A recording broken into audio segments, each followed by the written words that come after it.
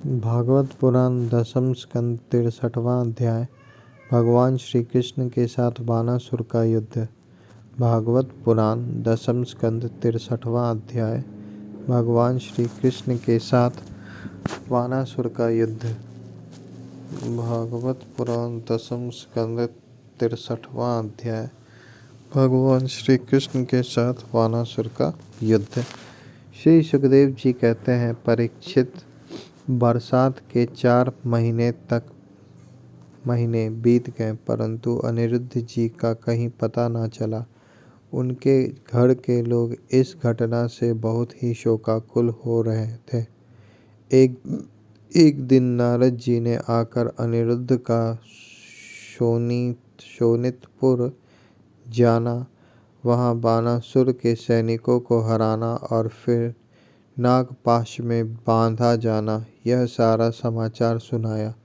तब श्री कृष्ण को ही अपना आराध्य देव मानने वाले यदुवंशियों ने शोणितपुर पर चढ़ाई कर दी। अब श्री कृष्ण और बलराम जी के साथ उनके अनुयायी सभी यदुवंशी प्रद्युम्न, सात्विक, गद, सांब, सारन, नंद, उपनंद और भद्र आदि ने 12 अक्षौहिणी सेना के साथ व्यूह बनाकर चारों ओर से बानासुर की राजधानी को घेर लिया।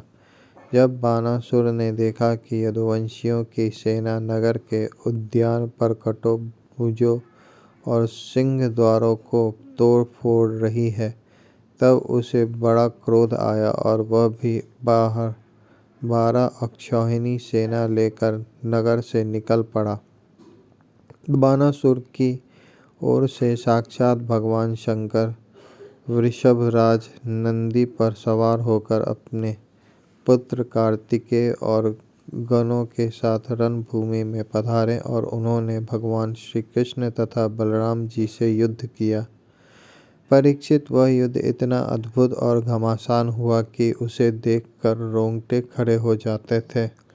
भगवान श्री कृष्ण से शंकर जी का और प्रद्युम्न से रुक्मिणी और प्रद्युम्न से स्वामी कार्तिक का युद्ध हुआ। बलराम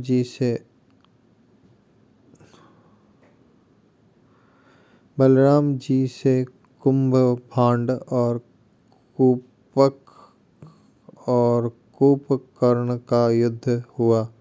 बानासुर के पुत्र के साथ सांब और स्वयं बानासुर के साथ सात्विक भिड़ गए। ब्रह्मा आदि बड़े बड़े देवता, ऋषि मुनि, सिद्ध, चारण, गंधर्व, अप्सराएं और यक्ष विमानों पर चढ़ चढ़कर युद्ध देखने के लिए आ पहुँचे। भगवान श्री कृष्ण ने अपने षाडंग धनुष के तीखी नोक वाले बाणों से शंकर जी के अनुचरों भूत, प्रेत, प्रमद, गुहाक, डाकिनी, यातुधान, बेताल, विनायक, प्रेतगण, मातृगण, पिशाच, कुष्मांड और ब्रह्म राक्षसों को मार मार कर खदेड़ दिया। पिनाक पानी शंकर जी ने भगवान श्री कृष्ण पर भांति भांति के अगणित अस्त्र शस्त्रों का प्रयोग किया, परंतु भगवान श्री कृष्ण ने बिना किसी प्रकार के विस्मय के उन्हें विरोधी शस्त्रों से शांत कर दिया। भगवान श्री कृष्ण ने ब्रह्मास्त्र की शांति के लिए ब्रह्मास्त्र का, वायुवास्त्र के लिए पार्वतास्त्र का,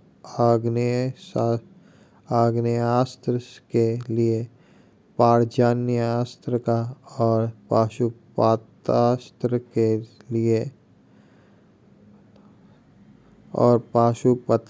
के लिए नारायणास्त्र का प्रयोग किया। इसके बाद भगवान श्री कृष्ण ने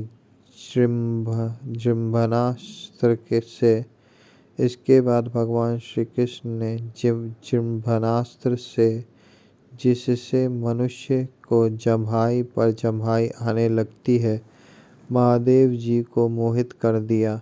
वे युद्ध से विरह होकर जम्हाई लेने लगे। तब भगवान श्री कृष्ण शंकर जी से छुट्टी पाकर तलवार, गदा और बाणों से बानासुर की सेना का संहार करने लगे।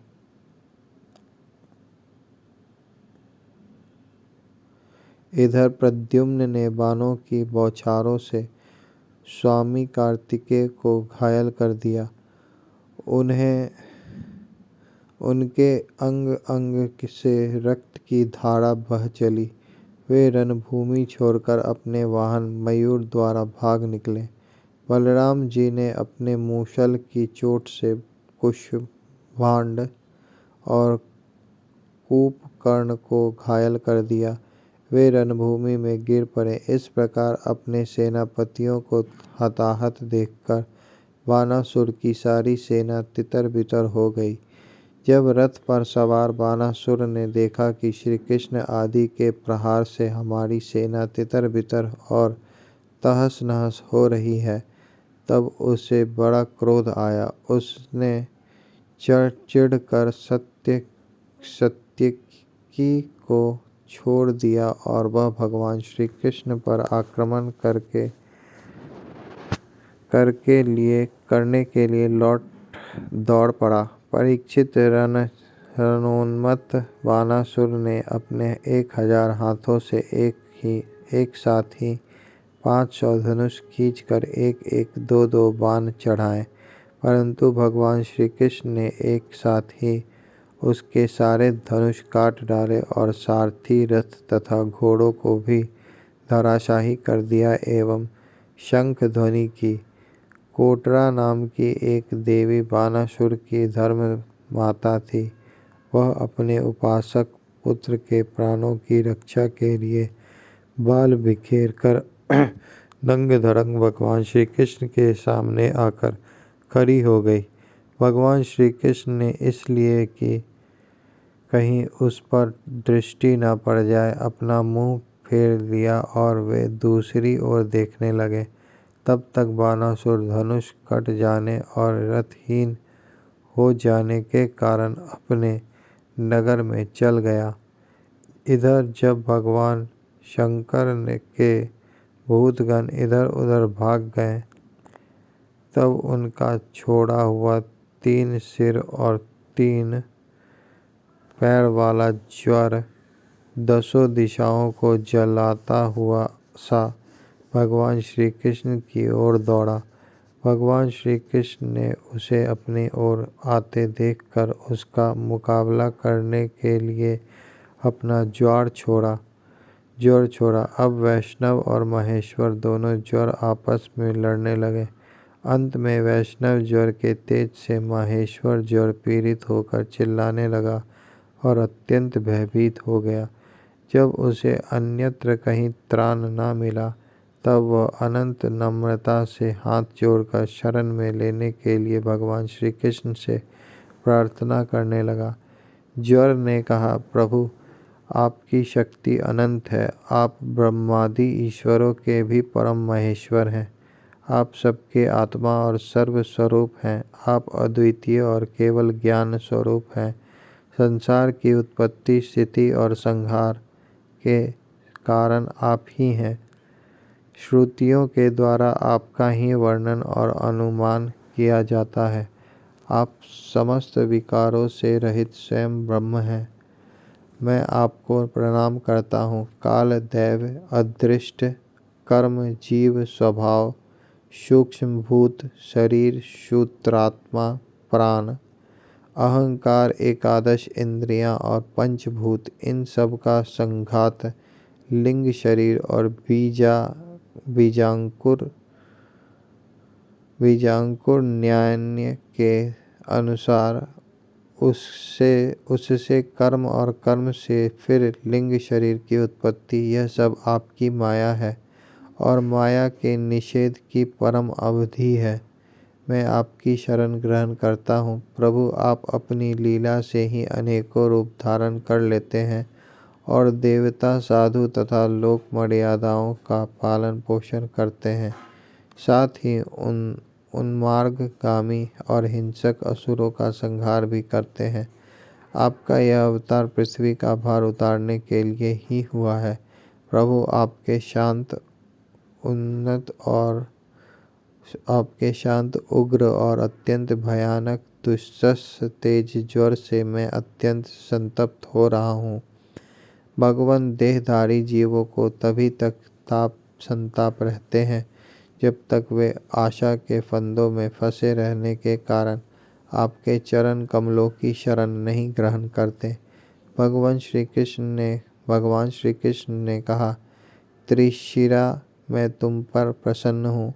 अब तुम मेरे ज्वर से निर्भय हो जाओ। संसार में जो कोई हम दोनों के संवाद का स्मरण करेगा उसे तुमसे कोई भय न रहेगा। भगवान श्री कृष्ण के इस प्रकार कहने पर महेश्वर जर उन्हें प्रणाम करके चला गया। तब तक बानासुर रथ पर सवार होकर भगवान श्री कृष्ण से युद्ध करने के लिए फिर आ पहुंचा। परीक्षित, बानासुर ने अपने 1000 हाथों में तरह तरह के हथियार ले रखे थे। अब वह अनंत क्रोध में भरकर चक्रपाणी भगवान पर बाणों की वर्षा करने लगा। जब भगवान श्री कृष्ण ने देखा कि बानासुर ने तो बाणों की झड़ी लगा दी है, तब वे चूड़े के समान तीखी धार वाले चक्र से उसकी भुजाएं काटने लगे, मानो कोई किसी वृक्ष की छोटी छोटी डालियां काट रहे हो। जब भक्त वत्सल भगवान शंकर ने देखा कि बानासुर की भुजाएं कट रही हैं, तब वे चक्रधारी भगवान श्री कृष्ण के पास आए और स्तुति करने लगे। भगवान शंकर ने कहा, प्रभु, आप वेद मंत्रों में तात्पर्य रूप से छिपे हुए परम ज्योति स्वरूप पर ब्रह्म हैं। शुद्ध हृदय महात्मागण आपके आकाश के समान सर्वव्यापक और निर्विकार निर्लेप स्वरूप का साक्षात्कार करते हैं। आकाश आपकी नाभि है, अग्नि मुख है और जल वीर है। स्वर्ग सिर, दिशाएं कान और पृथ्वी चरण है। चंद्रमा मन, सूर्य नेत्र और मैं शिव आपका अहंकार हूँ। समुद्र आपका पेट है और इंद्र भुजा। ध्यानादि औषधियाँ रोम हैं, मेघ केश हैं और ब्रह्मा बुद्धि। प्रजापति लिंग है और धर्म हृदय। इस प्रकार समस्त लोक और लोकांतरों के साथ जिसके शरीर की तुलना की जाती है, वे परम पुरुष आप ही हैं। अखंड ज्योति स्वरूप परमात्मन आपका यह अवतार धर्म का रक्षक और संसार के अभ्युदय अभिवृद्धि के लिए हुआ है। हम सब भी आपके प्रभाव से ही प्रभावान्वित होकर सातों भुवनों का पालन करते हैं। आप सजातीय, विजातीय और स्वगत भेद से रहित हैं। एक और अद्वितीय आदि पुरुष है। मायाकृत, जागृत, स्वप्न और सुषुप्ति, इन तीनों अवस्थाओं में अनुगत और उनसे अतीत तुरीय तत्व भी आप ही हैं।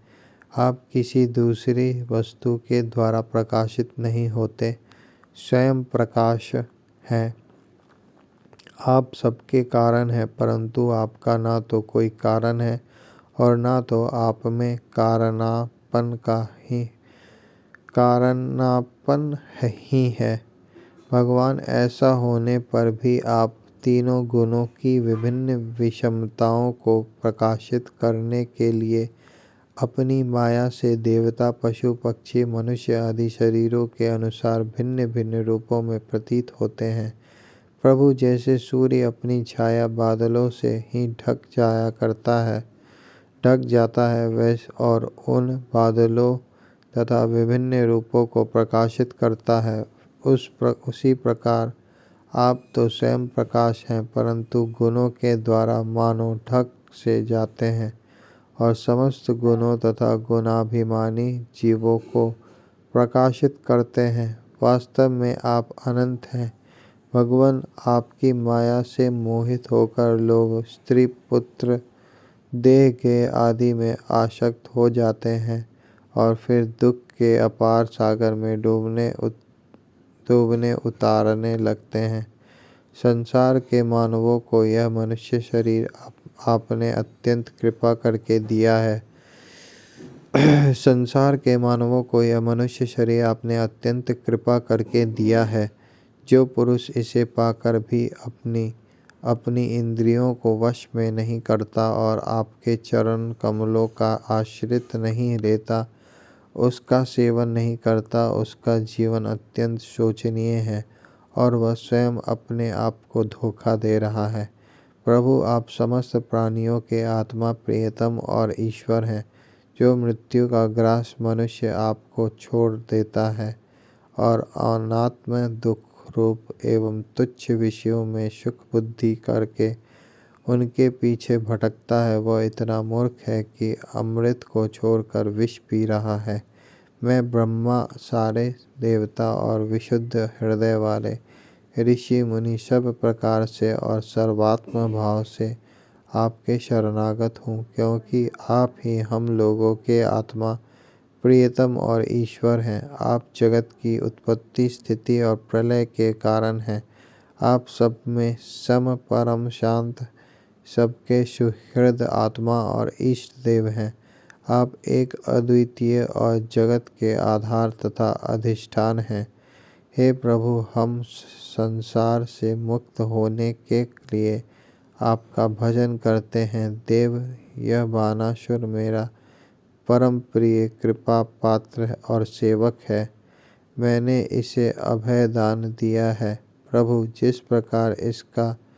जिस प्रकार इसके परदादा दैत्यराज प्रहलाद पर आपका कृपा प्रसाद है, वैसे ही कृपा प्रसाद आप इस पर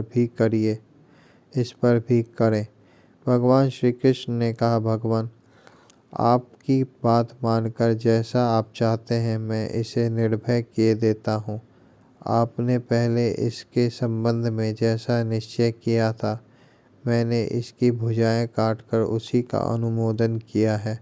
मैं जानता हूँ कि बानासुर दैत्यराज बलि का पुत्र है, इसलिए मैं भी इसका वध नहीं कर सकता, क्योंकि मैंने प्रहलाद को वर दे दिया है कि मैं तुम्हारे वंश में पैदा होने वाले किसी भी दैत्य का वध नहीं करूँगा। इसका घमंड चूर करने के लिए ही मैंने इसकी भुजाएं काट दी हैं। इसकी बहुत बड़ी सेना पृथ्वी के लिए भार हो रही थी, इसलिए मैंने उसका संहार कर दिया है। अब इसकी 4 भुजाएं बच रही हैं। ये अजर अमर बनी रहेंगी। यह बानासुर आपकी पार्षदों में मुख्य होगा। अब इसको किसी से किसी प्रकार का भय नहीं है। श्री कृष्ण ने से इस प्रकार अभयदान प्राप्त करके बानासुर ने उनके पास आकर धरती में माथा टेका, प्रणाम किया और अनिरुद्ध जी को अपनी पुत्री उषा के साथ रथ पर बैठाकर भगवान के पास ले आया। इसके बाद भगवान श्री कृष्ण ने महादेव जी के सम्मति से वस्त्रालंकार विभूषित उषा और अनिरुद्ध जी को एक अक्षौहिणी सेना के साथ आगे करके द्वारका के लिए प्रस्थान किया।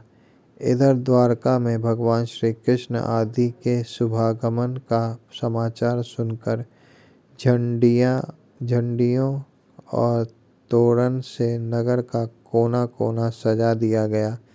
बड़ी बड़ी सड़कों और चौराहों को चंदन मिश्रित जल से सींच दिया गया। नगर के नागरिकों, बंधु बांधवों और ब्राह्मणों ने आगे आकर खूब धूमधाम से भगवान का स्वागत किया। उस समय शंख, नगाड़ों और ढोलों की तुमुल ध्वनि हो रही थी। इस प्रकार भगवान श्री कृष्ण ने अपनी राजधानी में प्रवेश किया। परीक्षित, जो पुरुष श्री शंकर जी के साथ भगवान श्री कृष्ण का युद्ध और उनकी विजय की कथा का प्रातः काल उठकर स्मरण करता है, उसकी पराजय नहीं होती।